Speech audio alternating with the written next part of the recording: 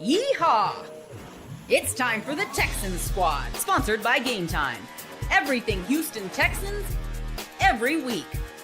Bringing you the big hits, game-changing plays, and all the action straight from the Lone Star State. The way only the Locked On Podcast Network can. Saddle up and squad up. It's the Texans Squad Show, starting now. And it is episode number 2 of the Texans Squad Show here on the Locked On Texans podcast page. We appreciate you guys stopping by. We gave you a warning the other day that we might be human beings and have to change the schedule. We just weren't expecting it to be show number 2. Okay. We are here today. I'm Michael Connor, Aisha Morrison, Stan Norfleet. John Hickman will be back with us this week. Again, schedule's kind of getting all over the place, but we are here today on a Saturday. Got a lot of Texan stuff to get through as they get through the first 3 days of OTAs over the last few days over at NRG Park. Interesting things to get to, quarterback situation to get to all over the place. We're going to get through all of it real quick. Our episode today is brought to you by FanDuel. Right now, new customers get $250 in bonus bets when your first $5 bet wins. All right, y'all, let's start things off here with number 1, the quarterback, C.J. Stroud. Of course, big year number 3. They don't want to see him get killed out there on the field. Where is our level of concern that C.J. Stroud is not a participant in the first 3 days of OTAs? Now, look, this is shorts and a T-shirt. You get different answers from different people on what exactly the situation is. You hear it's a little bit of a shoulder. You hear it's a little bit of a pec. That's tight, but not throwing the football. So early on in OTAs. How are we feeling about this one? Stan, I know you have thoughts because you've been. Look, the organization, having worked for the Texans as well as 2 other NFL organizations, I can tell you, teams lie, and teams try. Connor knows this as well. Ms. Morrison, you the same. Teams are going to present whatever optics best fit their narrative. And what this city could not handle is that their third-year franchise quarterback, who regressed in year 2, all of a sudden is coming into this season with some type of ailment. Now, I'm not going to pontificate but so much and feel like, I don't know. I'm not claiming he had a surgery. I'm not claiming that he won't be throwing in the second wave of OTAs, which comes up Monday and Tuesday of next week. Shout out to the fellow June Geminis. What I will profess is this: that BS that D'Amico was talking about, everybody's on a different pitch count and the regiment, you still get your work in and it doesn't matter. CJ Stroud, this isn't Aaron Rodgers, a veteran, a wily veteran, a living, breathing legend, a Hall of Famer that's going to walk into Canton, that can choose whenever he wants to pick a team to show up, because there's nothing that the game of football can show Aaron Rodgers that he has not seen. This is a third-year dude coming off a regression with a brand new offensive coordinator, not just new to Houston, new to the job. Nick Caley's never done it before. Kind of important under the new CBA with the reduced work hours to maximize your time that you have. Oh, by the way, Nico Collins is in and out of the lineup. Oh, by the way, Christian Kirk is in and out of the lineup. But you also got Jaden Higgins and you got Jalen Noel. You might want to, or Noel as he wants to be, Woody Marks. Whole bunch of new over there in NRG Park and the Houston Methodist Training Center people. Might want to have your franchise quarterback throwing. Oh, and if Mahomes can throw in OTAs and Lamar can throw in OTAs and Josh Allen can throw in OTAs, why? Oh, the Super Bowl MVP Jalen Hurts is throwing in OTAs. Why isn't our guy? But no, I'm not concerned. Stan, I know Michael. Like, Aisha, can you make sense of Stan here? Because he just made me feel like he's the most concerned person in the world, and then he says he's not concerned. No, that's some hyperbole. I'm being facetious. There is reason for some concern. Yeah, I mean, especially too, Stan, you mentioned, the wide receivers in and out the lineup and all this stuff. You're in an important install period. And I agree with you. I understand, like, being around the other team here in Texas, that they can be very vague. And that's what I took from the comments about his injury or whatever he has going on. It was a lot of vagueness, and most of the time vagueness comes across to me as care and carefulness. And they're trying to be careful, as Stan was talking about, what they say, because they don't want to put any expectations or anything like that. I saw multiple reporters talk about, this is not a concern. It just sounds like some tightness, whatever the case may be. But tightness comes from fatigue and things like that. So it's like, how did this happen? I would like to know more information about how it happened, whether it was an outside thing or whatever, because that will give us some more context as well. Like, was he throwing and this happened? Because that's important. Was he throwing? Was he happening? Or was he mowing his lawn? You know what I'm saying? So that's what I'm waiting for as of right now. I do think fans should be kind of like, not freaked out, but a little asking more questions. I would be asking more questions if I was one of the reporters or something. And Stan, I do agree with what Stan says about the teams not wanting to put everything out there. I mean, there are certain teams that aren't, and this is a front office that is, from the New England Patriots. There is a New England Patriots aspect to the way that they operate. That's one we're going to get into Nick Caley and more of the things that he said here, the offensive line and whatnot. But when I'm listening to the man yesterday, I hear New England Patriots to a T. Oh. Everything from every way that he operates. That kind of goes with the CJ Stroud. I'm not going to sit here and worry myself right now about CJ. I love the mechanics of throwing because I have a baseball background more than anything. So I love the mechanics of throwing. When I watch CJ throw a ball, I think, he's more of an over the top type of guy. Yes. That he can throw from any angle. Yeah. But when you're an over the top type of guy, shoulder does concern you. That's something that eventually is going to concern you in any sport that you're throwing any kind of ball in. Yeah, anything with a quarterback is anything with a quarterback. But I want the answer of, is it a shoulder thing or is it the pec thing? What is it? First of all, if it's a pec thing, I'm not worried. I'm going to say, as someone that currently has a shoulder injury, baby, it's all connected and it'll all go together and you need all of it to work. Because if one thing's not working, other stuff's not working, then you compensating.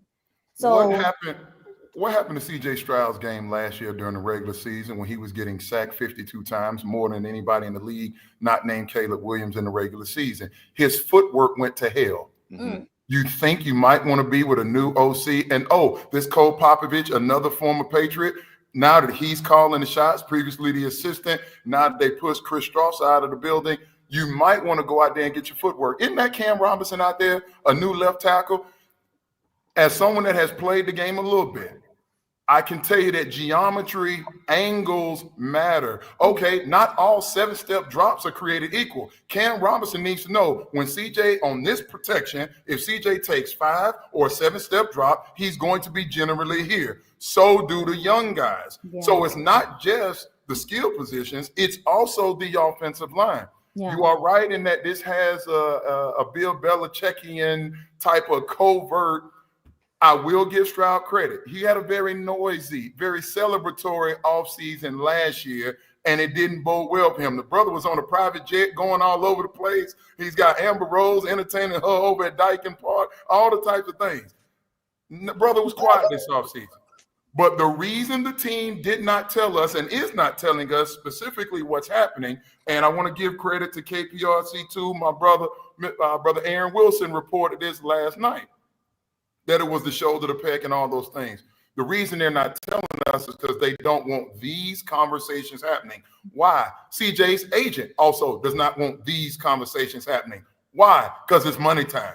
And they're trying to protect the investment, not just from a franchise quarterback standpoint, but everything we talked about, the things that the franchise, what they want to build from an actual on-site facility standpoint, as well as protecting the value that CJ wants to cash in on. So there's a lot of people playing coy. Again, there is room to ask questions. Now, coming back to you guys, if he doesn't throw Monday and Tuesday, what would that take your level? My concern level right now is at about a 5. He doesn't throw on Monday or Tuesday, I'm going to be at about a 7. I think the mini camp portions is when I would be like, what's going on if he wasn't out there, just because again, like OTAs is a lot of walkthroughs, a lot of, stopping plays in the middle of plays and reinforcing things and like that. Mini camp is when you should be picking up a little bit. And so I'm just kind of waiting to see in that regard. And then, we'll see, but I'm trying not to, listen, I'm not a super pessimistic girl. That's not how I get down with the get down, but I am a realist. Mm-hmm. And anything that's shoulder related with a quarterback is going to give me pause. Hey, MC, you'll know this because you've been around here for a while. The Houston Texans told us Christian Harris, nothing to see here. How'd that go? I'm not even I gonna get was it. gonna I'm talk not even about him gonna get it. later. Huh? Yeah, it I didn't was gonna go talk about very him well. later. It didn't go very well. Christian Harris, yeah, he'll be back. Don't worry about it. Everything Yeah. is okay. There's another team that plays over there at the rail yard, and they can. Oh, you start with them. Talking about the They're Astros. liars. No. Listen, so I'm not saying that it's bad, but I will say this. I'm one that believes the only way to get better at playing football is to play football. And people can poo-poo OTAs, and some people say minicamp. Somebody was at Stan Sportsman on my social telling me, we'll deal with this in training camp. You don't have that type of time. CJ got broken last year. And people want to smooth this over because the rookie year was so sensational when he earned Offensive Rookie of the Year, deservingly so. You either get better or worse every day with this game. And CJ ain't getting better over there handing the ball off. So I get it that you got to protect them, but at what cost? And this team, I'm kind of with Aisha too. I think you look to the mini camp. It's a couple of weeks away. You got OTAs again this week. The 2nd, the 3rd, and the 5th, and then they got the mini camp, the 10th and the 11th before they are off until training camp comes back around. So if you get through mini camp and he doesn't throw a football at all, and I don't even care if it's just light work. I mean, it is what it is. You just want to see him toss a football. Then we're going to be sitting on pins and needles waiting for the end of July to get here to wait. All of a sudden is this guy going to be out there on the field throwing a football? Because we all know this too. Here's the backside of it. If CJ Stroud doesn't play, and even if this division is not good, Davis Mills is a okay backup, but they're not winning a ton of football games with Davis Mills, the quarterback, right? That's not happening. I mean, no quarterback changes. Everybody know that. Your quarterback go down, your season is different. Well, I'm one that believes we've seen teams. I think about the Eagles, Doug Peterson, and what he did when Carson Wentz went down. And you have to get guys in there and the other parts have to come to play. That could be a reason. Not saying it's directly tied, but in terms of some insurance, that could be the reason that Caserio and D'Amico put so many resources on that defense. Hey, man, if something happens funky, we still have to have an off-speed pitch, if you will. We got to have a complementary game plan. We can't just hang everything, our hopes and dreams on the dude wearing jersey number 7. So we're going to play great defense. Should be able to run the ball if this new O-line and these running backs, by the way, who was in the boot? That's Joe Mixon in the boot, as well as Damian Pierce not practicing. So Daria Gumbawale and rookie Woody Marks were out there running the football. So just something to keep our eyes on there, talking about injuries.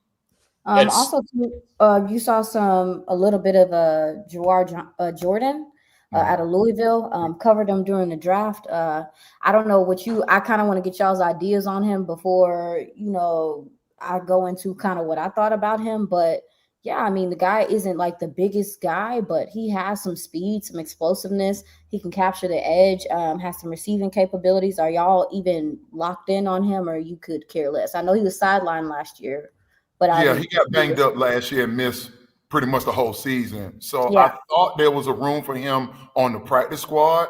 I pay attention to the ACC, obviously, having played in it. So I thought there was a role for him practice squad. I would be concerned to him with the drafting of Woody Marks out of the University of Southern California. Gotcha. I think that could be kind of an odd man out. We know they're keeping Dare. We think if they were going to move on from Damian Pierce, they would have done it. And then, of course, Joe Mixon's the guy. Well, maybe they're just keeping the Damian Pierce aspect. It's got to be special teams at this point, right? I mean, that one blows my mind. There's got to be at least one team out there. I'm not saying that they're going to give you a lot for him, but you'd think that somebody would be willing to give Damian Pierce a look compared to what they give him. One would think, but Caserio continues to hold on to him. What's wrong with him? What's wrong with him? He admitted when D'Amico first got here that the system, it took him a full season to really understand how his running style meshed with the outside zone scheme. He's more of a gap scheme type of runner, downhill. Let me make one cut, go, a lot of power. He had to change his body. He lost some weight. I don't know where his body is going into, what is this, year 4 for DP? It's got to be 4. It's got to be last year's rookie deal. It's 4. It got to be. Yeah, this is money time for him. But Parcells used to say, all running backs run the same when it is no hole. Is this offensive line enough to snuff? Then it doesn't matter who the back is back there. Joe Mixon showed you that. Well, I tell you what, speaking of that offensive line, let's talk a little bit about it. Let's talk about what Nick Caley said, or did he say anything at all? And is Stan going to be right this season based off of one show on the offensive line? We'll talk about it next here on the Locked On Texans Squad Show. Right now, though, I need to tell you guys about where you're putting down your money, and that is FanDuel. Get over to FanDuel. NBA playoffs in full swing. Every night delivers highlight-worthy performances, major momentum shifts, and can't-miss moments, whether it's a game-winning shot or a breakout player. There's never been a better time to get in on the action. FanDuel makes it easy to stay in the game before tip-off and live with player props, performance trends, and same-game parlays. Fans have more ways than ever to play smart and win big. I'm telling you, you get over to FanDuel and you see that line week 1, Texans-Rams. I am absolutely loving it. New to FanDuel, it's the perfect time to sign up. Head to FanDuel.com and place your first $5 bet. If it wins, you'll get $200 in bonus bets. Make every moment more with FanDuel, official sports betting partner of the NBA.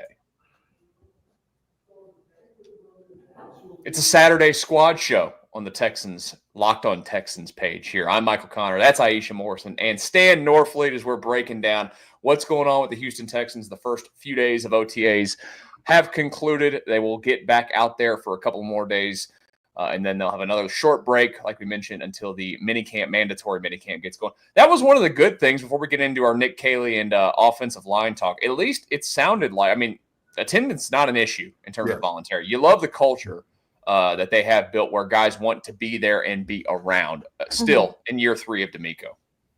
Yeah, no Laremy Tunsil leading the charge when your highest paid player and your most acclaimed player is the one that is perceived to not be working the hardest or to be all in every phase of the offseason program. That can be crippling to a young franchise or a young era of a franchise. So Tunsil is not in OTAs up in Washington. That's not their problem. Attendance was excellent, as D'Amico expected. Yeah. Yeah, it does lay the groundwork for it, and it lays the groundwork with the new offensive coordinator. We all have listened to what Nick Caley had to say. We're going to key in on a few things here. Obviously, the offensive line competition is going to be a big one. He was asked about that.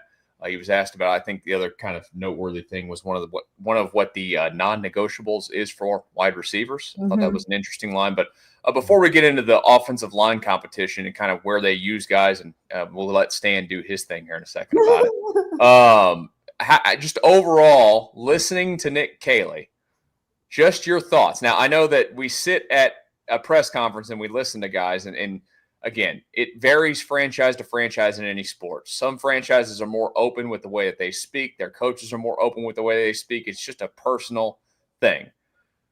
I feel like this era of Texans football is a little bit more personable than the last era with Bill O'Brien and the way that they handled the media and everything. Sure. But I will say, when you listen to anything that they say, most of it is just straight coach speak, man. And it was, to me, I listened to Nick Caley and I'm like, he just, I think he comes from, you listen to, you're like, this comes from the New England breed. He sat there for 10 minutes and told me nothing overall about nothing. Nothing. Am I wrong? No, you're not. Listen, he was asked by somebody that was on site, what can we expect from your offense from an identity and a characteristic standpoint? And the man couldn't, bro, we're not asking you to tell us what percentage of the time you're going to line up in 3 wide receiver sets. Do you prefer trio versus doubles? Like, no one's asking you. You prefer 4x1, the eye split back. We're not asking you that. What characteristics of your offense can we evaluate you by, good sir? Hey, man, we're really going to get on the track. We're going to be an outside zone scheme. We'll complement that with some gap stuff. He did tell us we're going to trust in CJ. We're going to allow CJ to control more of what the offense looks like on a down in and down out basis. But again, man, listen, are we going hey, we really believe in being aggressive and attacking down the seams and down the field. Hey, I really believe that the play action game is where the NFL is today. Give me something. He said nothing. Even when asked about CJ Stroud's health, predictably, he's so damn happy to have the job, guys. He wasn't going to say anything. I appreciate coordinators and assistant coaches having the opportunity to speak. That was DeMeco at one point in his career, but this dude said absolutely nothing. I don't think there's much to take away. Maybe I missed something, Aisha. I wrote down some what he said in response to what does this offense look like, and What did he say? It depends on the players we got. Yeah, that was the line I was thinking of too. Be willing to evolve. I'm paraphrasing. It's dependent on the personnel you have and who you have available. He did say he was going to be introducing some new routes to the guys and versatility and moving guys around. But when he said that, I said, duh. I mean, honestly, a good OC is going to play the matchup game. I don't want you to go out there and just say, these are our guys. This is how we're going to run it. If you know that their corners don't want to come up and tackle on the edges, you send a guy out there that's going to attack that. That's what you do. So we know you're supposed to play the matchup game as an OC. Got it. What else? And then I just think that they're taking the discovery phase and it's on steroids. Like they're leaning into like, oh, we're really trying to, and we'll talk about that later. That's predicated, that's shown in the offensive line rotations and stuff, some things we didn't expect, unless you were Stan. But this discovery phase thing, I feel like they're using it to be secretive. Does it make sense? I don't know. I feel like they're using it so you can't pinpoint anything. They're playing it close to the vest, and I can understand some of that. But like, look at the teams that are successful. Does Kansas City keep anything close to the vest? They know we have Andy Reid and Patrick Mahomes. We're going to dictate what you do on defense by what we do on offense. The parts can change, the name change, the success remains the same. Do we need anybody to tell us what the hell the Philadelphia Eagles are going to do? Everybody knows Jalen Hurts is going to run the football now that they have Saquon Barkley, even when they didn't have Saquon Barkley and they had DeAndre Swift. They're going to protect the passer with arguably the best offensive line in football. We're going to run the football. We're going to play excellent defense. Dallas Goedert is going to work the middle of the field and up the seams, and we're going to throw the ball on the edges with Devontae Smith and, of course, AJ. There's no secret there. No secret with Josh Allen. We know, but being secretive helps until you get to a certain point. Like you must have, and here's the secret word that has been associated with DeMeco in this offense for the 2 years that he's been here. CJ has been fantastic. Nico has turned into a wide receiver one. When Tank Dell is in the lineup, explosive, instant offense. We've been trying to run the football. Thank God Joe Mixon arrived. What's the identity of the Houston Texans offense under DeMeco Ryans? Those other teams that are winning multiple games, Joe Burrow in Cincinnati, there's Chase, there's Higgins. I'm going to throw those guys the football. That's what they do. Somebody tell me what's the offensive identity here in Houston, because they can blame Bobby Slowick all they want to, and Bobby should be held accountable for that. Nick Caley was asked directly, what is the offensive identity? And he didn't answer. I do agree that was interesting that he would not. I mean, I'm not saying that you have to give every single answer as to what you're going to be, but we do know, and maybe we shouldn't be as critical on the overall of what he said, because maybe there's one word in there where he talked about adapting. I know it sounded like a cop-out, and it did to me too. It was one of the lines that caught me. He's like, well, it depends on our players. He literally said, this is not a cop-out. Yeah, I know. But I will say this, like maybe, just maybe, because when you watch the Bobby Slowick, the 2 years of Bobby Slowick's offense, and yeah, year one was pretty good. It was always predictable, and I thought that was the problem. Maybe he's going to be the opposite of Bobby Slowick, and it's just not going to be predictable. And to me, like if he is a non-predictable coach to an extent, okay, I'm happy with it. Like I'd rather go and be non-predictable most weeks. And I knew every time when the Texans took the ball, Bobby Slowick, what are they going to do? They're going to hand it off first down. And then they're going to be in a second and long situation, whatever. So I don't know. I'm trying to find the inner optimism for me. Like maybe, just maybe, they playing it close to the vest from the standpoint of we're not going to have a true like this identity or that. But Stan, if they want an identity, to your point here, the identity that I would love to see is that they're bullies. You talked about all those. You talked about the Eagles. You talked about the Chiefs. Whatever. What's the number one thing at those teams? Baltimore. When any of those teams when they're great, they're bullies. Yeah, you got to be physical up front. No question. And the Texans have never really been that. I think the 1 year ever in the history of the franchise they've been bullies up front was the 2011 team that your boy Matt Schaub unfortunately had the Lis Frank injury and probably blew their chances at their only AFC championship game that they ever be in. Yeah, I mean, I think so. I'm gonna give him some grace and say maybe he don't know. Maybe he is still trying to get a lay of the How the hell he land. get the job then? Hey, No, I'm not saying you. I'm asking D'Amico. Oh, yeah. Hey, Good question. hey, I'm trying here. Maybe he really is trying to see who's good at what, get a feel for guys, but at least have, he could at least have shared to us like what his vision is. And that's what we were looking for, is the vision, not what it is. Yes. Not what it is or what it's going to be. Right. What your vision is at the very least. And then you talked about some of the toughness that they're trying to instill. I would argue on that defensive side, you got plenty of that. You got plenty of bullies, especially in the secondary. Yeah. You're good off there and on that defensive line. Yeah. He did mention, Michael, that everyone will block. We are going to be committed to the run game. Toughness, physicality is non-negotiable, period. He's talking about the wide receivers. And we know this, like when you see the Lions have Jahmyr Gibbs downfield making these plays, what is required for that? Getting to the second level. Yes, you want your offensive linemen to do that, but you need your tight ends to come on with it, and you need your wide receivers to come on with it. The Texans are one of the worst teams last year with unblocked pressures and sacks. That was partially because of the tight ends as well. So you need the tight ends to be, it's a collective effort when you want to be a run game that can generate explosive plays. And so that was probably the best thing I took out of it, is like, okay, he showed a little bit of personality there because he said period. I thought, okay, well, fine. You got some attitude in there. Cool. But I do think that is conducive to a good run game, and that's what you need as well. Agreed. I think also about the Philadelphia Eagles, when you watch their tape, there's A.J. Brown and Devontae Smith all blocking downfield. Yep. Every successful running game, no matter who the backs are, you're going to need guys bought in, and they are certainly capable and willing in Philly and in Detroit, Baltimore as well. Yeah. I got a question about Nick Caley. And listen, some people are going to listen to this as they listen to episode 1, our maiden voyage, and they're going to say, there's contrarian stand. If you follow my career, you'll know, like, this is the brand. I'm going to speak, I tell people all the time, loyal to the game first, then the teams. The game changed my life, so I'm going to honor the actual game. Therefore, the information surrounding the game, I'm going to offer. Here's the fact.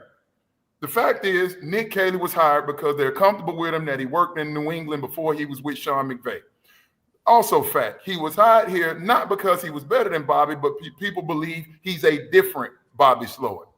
We'll find out. I'm not down on Nick Caley. I'm going to give the man an opportunity to determine, to show us if indeed he can do the job. Here's the other part that I point out going to the Sean McVay. Do you all believe he's these names? Is he Zach Taylor? Zach Taylor's played in the Super Bowl with Joe Burrow. Is he Kevin O'Connell? Hell of a start there in Minnesota. Another Sean McVay assistant. Is he Matt LaFleur? Multiple NFC championship games, hadn't yet made it to a Super Bowl.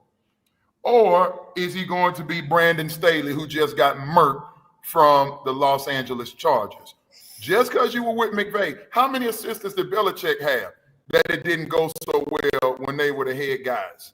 So, I need to see some proof that he is capable of taking this offense, creating an identity, holding parts accountable. And it's hard to do that when your quarterback getting thrown during OTAs, your first. Please, Stan, please. Now, but I do have a question, and this is for both of you guys, because you guys obviously know the team. You've been around longer than I have, but one of my concerns comes from the fact that D'Amico Ryans, his bread and butter is the fact that he is a former player. It is that he is very personable. It is that the guys that he is coaching knows that he's gone to war just like them before. And I do think that is something that kind of goes underrated in this league, especially with these young guys coming in that are a lot more free thinking.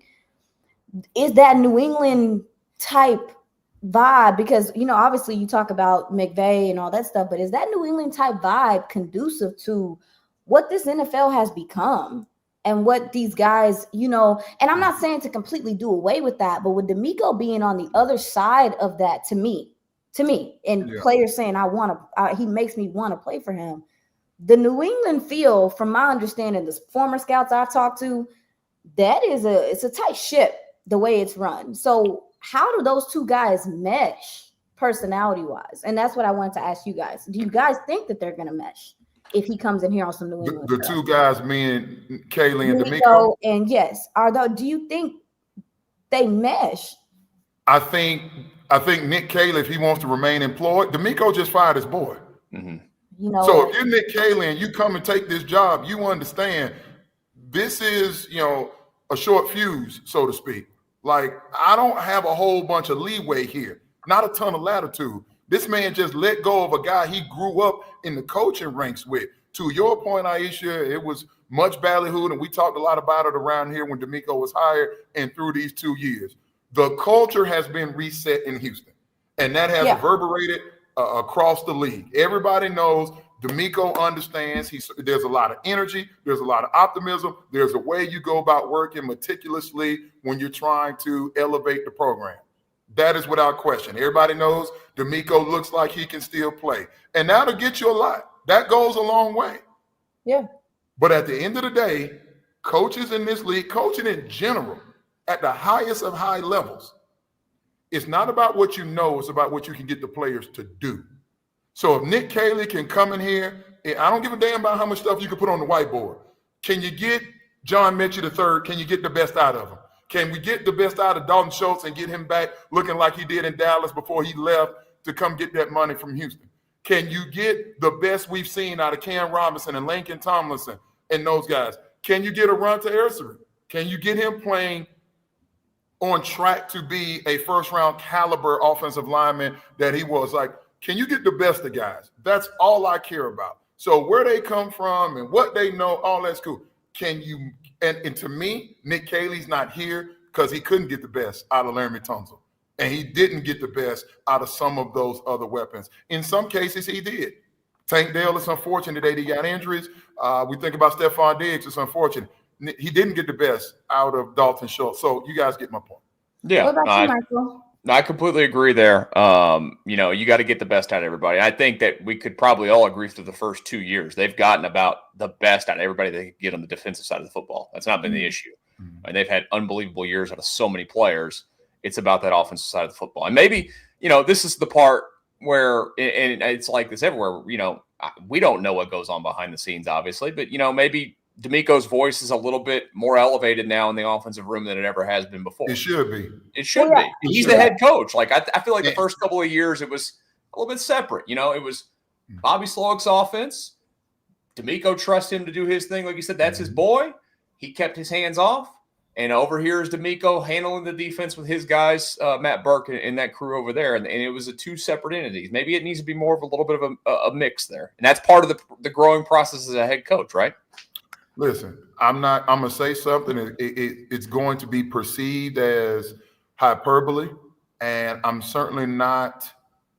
not saying what it sounds like I'm saying. I'm just addressing, if this was any coach in any other NFL market, here would be the conversation. There's only so many times you can still stay stagnant at the same level. DeMeco knows he had better get over the hump sooner rather than later, or the McNair family and DeMeco Ryans family are going to be having a very uncomfortable conversation. I cheer for the brother. I want him to do well. But if you keep winning, if you keep being one and done in the postseason with a roster that looks like that, people are going to have some questions. So DeMeco knows that. He knows he's built some favor. But this thing is about what have you done for me lately? And they better go win multiple playoff games or we're going to have to start having some different conversations. Yeah, I almost said a cuss word. Yeah, but dang, like if you ain't, there's other factors that play into that as well. And I'll play into his clock. Okay, I'll listen. We can talk about the clock, and we can talk about Stan and his offensive line real quick after this on the Locked On Texans postcast, or not postcast. It's not the season right now. Might as well be. It's the squad show. All right, we're back on the squad show. I'm Michael Connor. That's Aisha Morrison. Stan, what did Stan do? Did he turn his camera off?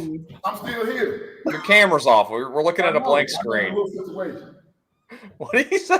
He said he had a little situation. Oh, a little situation. Okay. Well, he's alive. Stan's like, he didn't get completely nuked this time. We're talking about a lot today. C.J. Stroud, of course, not throwing a football so far here in OTAs. We're talking about Nick Caley's first, it's not the first time we've heard from Nick Caley, but first time after on the field stuff with Nick Caley this past week. There's a lot to be said for, when you go out and you're in shorts and a t-shirt. But I think one of the themes from Nick Caley that he was talked about, as we're talking about his comments and whatnot, guys, the offensive line, of course, we talked a lot about that last week. But Stan, you had some predictions on where guys are going to land and whatnot, and it sounds like one thing is certain: we're not going to get. And they made that very obvious, whether it was Caley or whether it was DeMeco or even Matt Burke on the defensive side of the ball or Frank Ross, the special teams coordinator. I think there's one guaranteed theme that we're going to hear this entire training camp once they get there. It's just competition, and maybe they lost a lot of that competition. John mentioned that last week. Is that part of the training camp last year was that offensive line knew that they all had their jobs and there wasn't competition and whatnot. And that's not the case this year in a lot of places. Maybe defensively, there's not competition in quite a few spots, which is a good thing because they're locked in, ready to go. But, the competition seems like it's going to be a real legit thing all over the place, whether it's the receiver room or it is that offensive line unit. I don't know what to make about where they're going to use guys, but it sounds like nobody's going to have any kind of set spot at all. Sounds good. In theory, I get it. You paid Cam Robinson, you guaranteed him $12 million. He's going to play. He's going to start for you as long as he can still run, right? I do not think Ursery is going to unseat a man that you're paying that type of money to. All right, that's just me. We'll see. That what they've rolled out there, the 2 days that the media was allowed to go over there was Cam Robinson at left tackle, Lincoln Tomlinson was at left guard. We'll come back to center. Titus played right guard again, and then they swapped out Blake Fisher for Ursery on yesterday. Ursery went out there with the ones at the right tackle spot. I believe that will still be Blake Fisher. Maybe Ursery can beat out a guy that was a rookie a year ago, a former second rounder in Blake Fisher. That gets Ursery on the field sooner. We'll see. I think Trent Brown, another former Patriot, is more of an advisor. They say when the guys come off the field, the linemen, they go to Trent Brown. He's been in the system. He knows what Caley is trying to implement. So the young guys have really been trying to get the wily veteran in Trent Brown to coach him up. The conversation for me then goes to the center spot. That's what I'm about to say, because that shocked me. Jake Andrews, a former fourth rounder respectively in 2023 draft, has one career start and has played a whopping 70 snaps. Why the hell is he in there ahead of Jaret Patterson? Granted, in the same draft, was taken 2 rounds later in the 6th round. Jake Andrews is out of Troy. Jaret Patterson is out of Notre Dame. I'd say a difference in competition there. Jaret Patterson, 18 games started, including 2 postseason games, one of those being a postseason victory over the Los Angeles Chargers just last season. He was also there in the 9-point defeat at the hands of the Kansas City Chiefs. Jaret Patterson did not even go out there with the second unit on Friday. That distinction went to Juice Scruggs, the second-round pick from that same draft in 2023. I don't care if Jake Andrews stayed at a damn Airbnb that Nick Caley's family owned in Foxborough when they drafted him in 2023. Put Jaret Patterson at the damn center spot and let's go. Why are they playing around? This is when you try and get cute and you mess around. These are meaningful reps. Get Jaret Patterson in there. But that's coming from a guy that believes OTAs matter. Some of you don't believe that. Not just you two, but some people watch. Don't say just. I think OTAs matter. I'll be out there looking hard at practices when I get a chance. I think it does matter, but it also gives you insight. And so this, to me, tells me that maybe you're sure about Jaret Patterson at center, but maybe they are not. Or they're creating that competition that was not there last year. So, I mean, I didn't know what to think of it. I was just surprised because when we were on the show, we all seemed very set on Jaret Patterson's going to be your starting center. And that probably is how it's going to pan out. But right now, they're creating competition. And this is OTA, so nothing is serious. So we can do this stuff. And then we see this. And I mean, from my understanding, the unit seemed like they worked decently together. But you still don't like it, Stan? No, I would prefer. Here's what they're not doing in Kansas City. Hey, Creed Humphrey. Hey, what are they doing? What are they doing at left tackle? Hey, but my point is that, like, the guys that are there, Creed Humphrey, Trey Smith, we've been to Super Bowls with you two at the guard and center spot, respectively. Here's what they're not doing in Philadelphia. Hey, Jordan Mailata, yeah, how about you staying over here with me and we're going to let another combination go out there? Probably not doing. Hey, Lane Johnson, we know you're a first ballot Hall of Famer. Hey, let's let somebody else rotate in. Probably not happening. Why isn't it happening? Because when you have pieces that are fixtures and you've had success with certain pieces, then you leave those be. I'm here for competition and I get it. The competition has already happened. For 2 years now, Jared Patterson has beat out Juice Scruggs, who was drafted 4 rounds earlier. They traded up for Juice Scruggs and Patterson beat him out. The competition has already happened. Leave him there. Now, perhaps Nick Caley watched the tape, which we know he did, and perhaps Nick Caley said, hey, look, Jared Patterson was cool for what Bobby Slowick wanted from the O-line. Jared Patterson doesn't work for what I'm looking for. How do you know that if you don't put him out there? Instead, you're going to go get one dude who tore his meniscus in 2024 and has one career start week 18 in the 2023 season. He's out there because he played in New England. That's the only reason he's out there. He's not better than Jared Patterson, and it pisses me off. Well, I mean, but we also see, not saying it's correct, but we do see coaches come from another regime or whatever, and if they have a guy that they knew at that place, they bring that guy in to kind of, set the standard. And Nico's done that with what's this? You're talking about Azeez Al-Shire. Yeah. So we're watching it right now. Jonnu Smith, the tight end that was in Miami, he wants to go. They're trying to get him to go with Arthur Smith, former head coach of the Falcons. He's now the OC in Pittsburgh. They're trying to get him to Pittsburgh. Yeah, I mean, the other team here in Texas had a few guys come over with Eberflus to reestablish this defense. So I understand that is something that is done. So I want to keep an eye on it at the very least. We saw Titus Howard at right guard. And from my understanding, he did play some games at the left guard position because y'all was just hurting so bad there last year. Do you guys think, obviously he's played right tackle, he's more familiar with the right side. Do you think they're plugging him in at right guard just to get him that experience there in case they need it? I'm not a fan.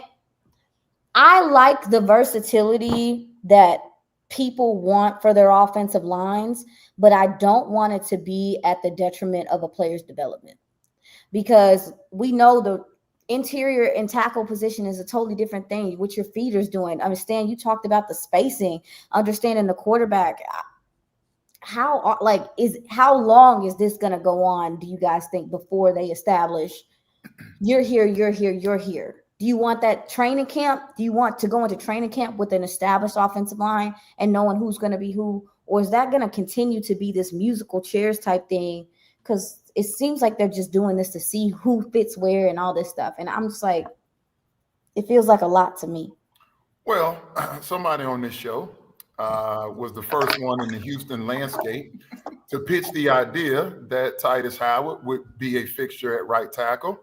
Laken Tomlinson is the left guard. He's there. It's done. Cam Robinson is the left tackle. Leave him there. It's done. If Ursary comes out of nowhere and has meteoric rise, I still would probably bring him along slowly. We'll see. Cam Robinson didn't have a great year in Minnesota last year. Get that. The center we just kicked over. The right tackle spot, you moved up for Blake Fisher. Ursary maybe can get you some snaps over there. Trent Brown is recovering from a patella knee injury at 30-plus years of age. We'll see what that looks like at the right tackle spot. And if you get in a pinch, then Titus, we know, is comfortable being at the right tackle. I'm comfortable with Titus at right guard. You need him on the interior. From the reports of his body, he has put on more mass. So he's looking more like they've already told him, whether it's left or right guard, bro, you're going to go play guard. Yeah. He likes the right side better. Put him at right guard, which is why I took a shot at putting it out there. And lo and behold, that's what happened. So I think this will probably persist definitely in the training camp. We might see the offensive line not be settled until you go into preseason week 2. I think the scariest thing about all the things you hear, and we're talking about this guy here, that guy there, that guy wherever. This is the New England mindset, right? This is, you're going to play everywhere, whatever. But Aisha, I think you bring up a great point. When you don't have a bunch of guys that you're like definitive on, well, he's going to play at this position, but there's going to be competition from this guy. It feels like nobody does other than Cam Robinson, right? Like outside of that, and you mentioned Titus knows he's going to start somewhere. He's going to start something, but that's also part of what scares me. It's like, okay, but where? Like, I don't know. Until I see them play good football on the offensive line, I'm just not going to believe it. I can't believe it until I see it. That's yeah, and I'm not opposed to. I'm not opposed to. I mean, we might see guys get better as the season goes on. We might see a guy emerge in preseason. You're just like, oh, okay, well, I thought you're better. I'm not opposed to a coach going with the flow and making changes as his team evolves or whatever the case may be. I have seen with my own 2 eyes what it is like to experience the musical chairs of an offensive line and what it does to your offense overall. It can limit your offense because some things that Fisher can do, maybe if something happens, Nursery can't do. So it's like, how do you have to be cognizant of that, but not take it too far. I think some coordinators and stuff are taking this versatility across the offensive line. We want to be fluid a little too far. Let the guys find a position, master it, master their body, master their craft. Don't have them bumping and moving every 2 seconds just because, like, unless it's injury related, I do not recommend. MC, 2 things for me, but before we pivot and relative to the offensive line, Cole Popovich, and I brought this up in the previous episode. Cole Popovich was an assistant in New England under, one of the greatest to ever do it, coach the offensive line, Dante Scarnecchia. And that's cool. But if Kaylee had the answers, then why wasn't – because they say Chris Strawson basically was going rogue, like he had checked out. These are reports. This is not what I'm saying. They said the previous offensive line coach, it just wasn't working. Cool. D'Amico, why would you allow that to happen? Like, Bobby Slowick, your boy is the offensive coordinator. How are you not getting the information that you got a guy that is not being amenable to other voices in the room?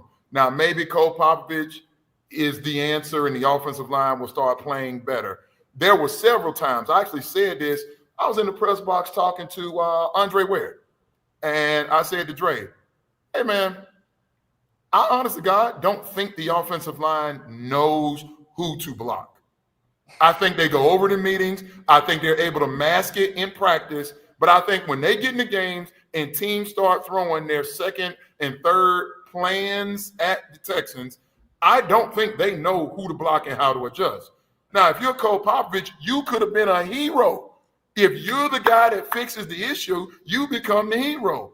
If he didn't do it last year, I'm just curious how that plays out. The other point is, it's funny, Rolo Hendricks on in our comments, guys, says he doesn't trust Titus. Well, we better. He's going to be out there at least for another year.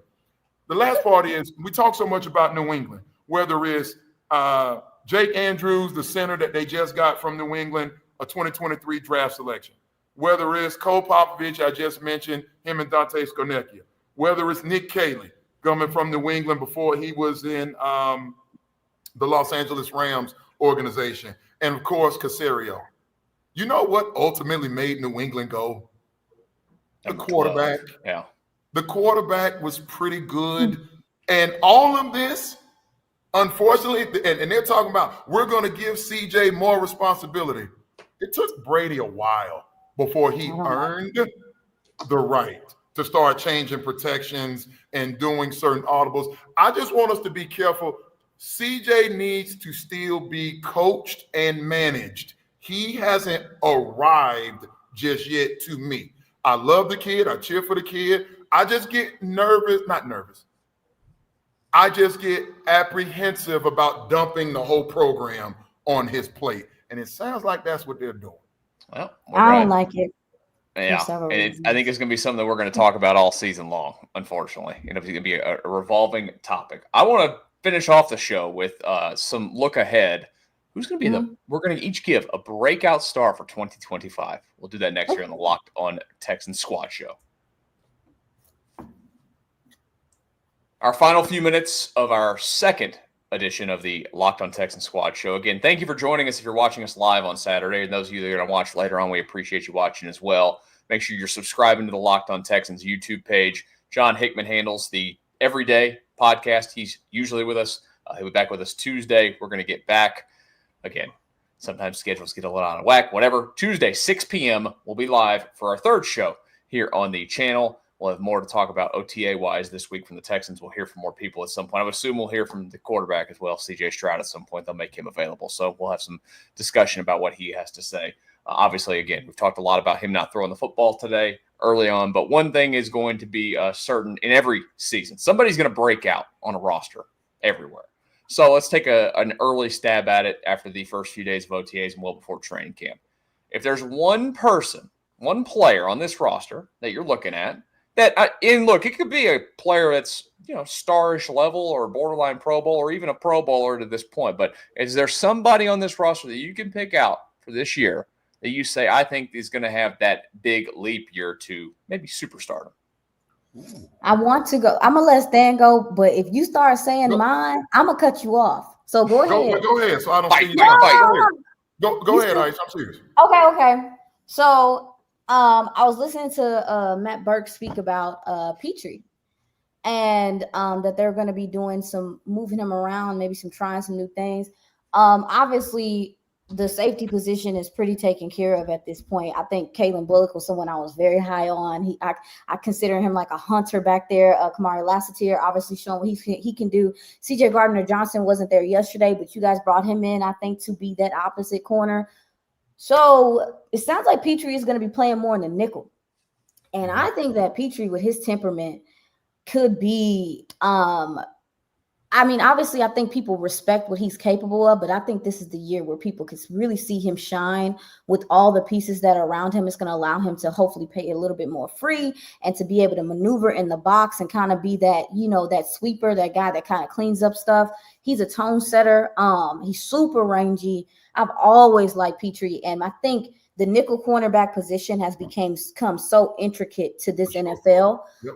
We see the best offenses attack there. This is a guy that can get through trash. This is a guy that's physical. This is a guy that will come up on the edge and tackle if necessary. And I think he being in kind of that centerpiece could really bring this defense together. So him being at the nickel predominantly, I think can take this defense to the next level as well. So that's my guy. Yeah, part of the reason that Petrie got that new contract team is because he did star in that new role in the nickel prior to tearing his pec last season.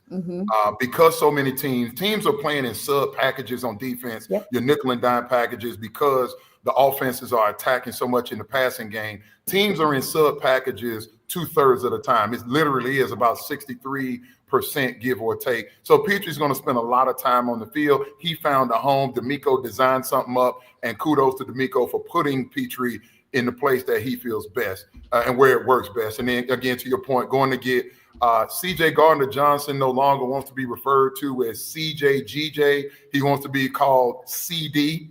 First of all, I'm just telling you what the man said he wanted to be called. First of all, we got one of those in Texas already, and that's what the man said he wanted to be called. So the secondary is going to work. I love Kalen Bullock, and I have to remind people, because I went through a lot of this, Kamari Lassiter. It took a while for Lassiter to come around for me. D'Amico they gave him a lot more trust than I did, but he did come around. But the bottom line is, between those guys that were drafted in the second and third round, respectively, last year, and Kamari Lassiter and Kalen Bullock, only one of those guys was all rookie NFL, and that would be Kalen Bullock. So he's a guy, especially playing next to CJ Gardner-Johnson. I expect him to go to the next level. Stingley's a boss. We all know Stingley's arguably the best. And he's the one. That was my mistake. He's going to be opposite of Kamari as well. So I think that secondary just has the potential to be like game wrecking, like really ruining your day with their physicality and their speed and how much ground they can cover. It's going to be exciting. For me, let me say this, MC. A lot of people, if you were to ask that question, they're going to say one of those two wide receivers from Iowa State. Yeah, I was going to go with that just to Why make you mad. not? You're such a hater, Stan. I'm a hater. No. Why? Why do I have to love? He just what doesn't everybody trust. else He doesn't trust. And look, I get it. I I don't like trust to give you a hard time. He doesn't trust a rookie yet because he just hadn't seen him. No, it's not In the just I NFL. don't trust a rookie. It's I don't trust a rookie from certain programs. How did D'Amico and Nick See, now Caserio that to do me, the test? is unfair. How Because did you trust Tank Dell when Tank Dell came in out No. of the University of Houston? No. Okay. I did. I didn't. There's So then I think that's a little bit unfair. And guess what? And I'm gonna tell you a secret. And this is again, not casting any aspersions. I still don't trust Tank Dell because Oh, well, that's just silly. he can't stay on the field. Well, that's his body. You don't trust He's the player. tiny. He To can't trust the control that. player, He's it a means I tiny need to human trust being. you. What makes great players great is that they Availability show is up. important. They show up every week and clock in and put in work. Well, I'm sorry that his trust Justin parents must be Jefferson. small and his genetics are that he's a tiny human being that snaps easily. Hey, But he's a hey, freak hey. of an athlete. Hey, Michael. I'm just telling you, I don't trust him to the level of some other folks. I cheer for the kid. I hope he's able to get through the injuries that he has sustained. We know the gunshot and all of that last summer. I want him to get past that. What I'm saying is coming back to these two rookies. I went and did a little homework. Oh, boy. And people are excited about this Jaden Higgins, this second I'm round gonna pick. buy myself a Jaden Higgins jersey, and I'm gonna wear it on the show. I think every week because I'm all in. So, coming to my point, how did D'Amico and Caserio build this program? They built it on the backs of Alabama, Ohio State, Southern California, Notre Dame, Penn State, LSU. That's where you go get ballers. Yes, there are a lot of players that play for smaller schools and other programs. It's not the same UVA now that it was when I came through, when we were pumping out guys that were going in the first round with regularity. I understand the ebbs and flows of programs. Yes, I understand that you can go find a Puka Nacua and other players of that ilk. But the bottom line is the consistency that Nick Caserio and D'Amico have built this program on is been by guys that play versus big boy competition. But this is why I am slow to embrace the two Iowa State guys, specifically Jaden Higgins. He is taller than a former Iowa State receiver, Xavier Hutchinson. He's a little bit bigger. He's a little bit faster, but he's not better. Higgins was second team All-America. I think he was third team All-America, second team All-Big 12. Xavier Hutchinson was first team All-Big 12 3 consecutive years. He was first team All-America when he got drafted to Houston in the 6th round. My point is, I'm not sure that Jaden is better than the dude that's already on the roster from the same program. So I'm like, wait a minute. No, I'm not there. To answer the question specifically, breakout. Now, Stan, you ain't just gonna ease past that. You know that there's so much that goes into a wide receiver being transitioning to the NFL. It's temperament. And Jaden Higgins, let's give him credit. Last year on an Iowa State program that won 11 games. Matt Campbell is an excellent football coach. Yeah, so should that matter? He's from a guy that has a great program, who's built a great that NFL teams have adored forever. Xavier Hutchinson. He may not, if you want to say physically he's not better, whatever the case may be, but he might be. He didn't produce more than Xavier Hutchinson. Xavier Hutchinson caught 25 more balls than he did last year, the last time he was in Iowa State.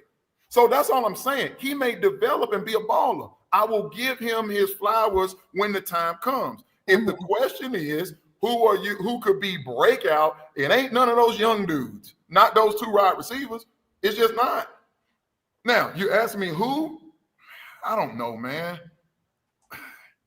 Breakout? Lord have mercy. I don't know, man. Woody Marks? You want me to say Woody Marks? I don't have a problem with that pick at all. Maybe it's Ariante Ursery. Maybe he lines up and he starts 6 games in the regular season, and we find out we actually have a future franchise left tackle moving forward. All right. What if it's Berrios? What if Berrios comes over and takes that slot spot from Michi? Slot spot, to my understanding, Christian Kirk is going to line up in the slot. So Berrios would have. That. I'm talking about as his backup. In my mind, Berrios was brought here to do one thing and one thing only. Return. As he recovers, he's going to have to be the returner. Yeah, that's what I was going to say. So he might I mean, okay, so you don't think he's going to bring you anything there though? Maybe he has a good season as return. If he's healthy, he can be a guy that can catch a pass per game. Okay, and maybe that's a crucial. I'm talking about impact people. Listen, I'm not, and I know we're almost out of time. Special teams impacts the game. He might. If it does. I'm talking about impact from the receiver standpoint. Okay. MC, Aisha, this team has an offensive weaponry problem. I'm going to say that ad nauseum until I see different. I don't think they can score and keep up with the other offenses that they're losing games to. I do think it's a reach to tell me this team playing in the playing in the conference championship round is dependent and relying upon 2 receivers from Iowa State. I have to see it. And I will be as profuse in my praise of those 2 if it happens as I am in my skepticism presently. I don't think that there's a problem wanting to see it at all. And I'm going to go – I could have gone a cop-out on mine. I think Will Anderson's going to have a Defensive Player of the Year type of year in year number 3. But I'm not going to go him. I'm going to stick to a guy that I fall in love with, a freak athleticism every single year. And he's not done a lot in the NFL, but he's still young. I'm just a big Brevin Jordan fan. Maybe he's going to be tight end too. Maybe he's not a tight end that you want out there blocking. And I hate bringing up this comparison, but maybe they can find whether it's Schultz and Stover as the bigger physical tight ends, and then this is your Aaron Hernandez, who's not as physical on the outside. Guy's a freak of an athlete. Freak of an athlete. So I'm taking Brevin Jordan. I take him every year. I understand why I'm taking him. Yeah. No, I would love to say Christian Harris, but guess what? He's not practicing again. Yeah, and I got to bring up the past, Dan. Christian Harris is the Texans' Kyle Tucker from the Astros. I mean, it was just a phantom. They said, and Matt Burke addressed it after yesterday's practice. Yesterday being Friday, of course. He said that Christian Harris with ankle and hamstring, it was either ankle and hamstring or ankle and knee. Forgive me for not having that. But they said he's on pace to be ready to go by training camp. Christian Harris is somebody that I would go, okay, if he can put it together. The problem, EJ Speed is on this roster. Yeah, and that's a dude that's played a lot of football, and he's a certified baller. So D'Amico has protected himself. And again, this second unit, the perceived second unit on defense, could go start for a whole bunch of teams. Yeah. It's a good problem. It's a good thing to have, I should say. Not even necessarily a problem at all. I know this. That hour flies by with you guys every time now. That's 2 in. That flies by. And guess what? We're going to do it again on Tuesday. Don't forget to join us Tuesday night when we will do this again. John will be back with us. It'll be a full group of us here doing our thing. We appreciate you stopping by and listening today. Don't forget to hit subscribe to the Locked On Texans YouTube page that you're watching this live here, or anywhere that you get your podcast. You can find it on the Locked On Texans page. We will talk again Tuesday night for the Texans Squad Show.